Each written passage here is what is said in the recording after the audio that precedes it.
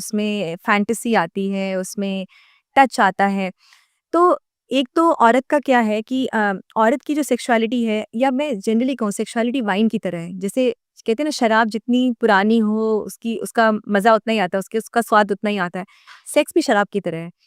दूसरा कि ये जो आप कह रहे हो कि कैसे हो, पहली बात तो ये हमको सोचना है कि सेक्स का मतलब वो नहीं है, सिर्फ़ जिम्नास्टिक करना नहीं है या कुश्ती करना नहीं है, जिसके लिए आपको बहुत एनर्जी चाहिए।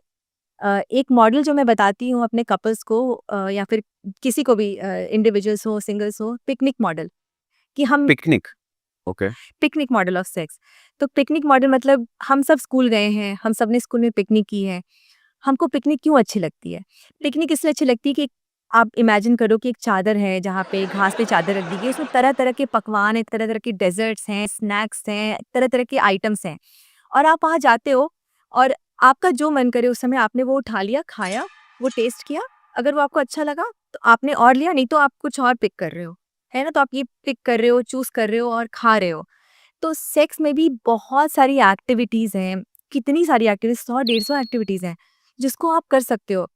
हम लोग क्या करते हैं हमारा जो सेक्स का मॉडल है वो हम कहते हैं स्टेयरकेस मॉडल मतलब सीढ़ी, जैसे आपने पहली सीढ़ी चढ़ी, फिर दूसरी सीढ़ी चढ़ी, फिर तीसरी सीढ़ी चढ़ी।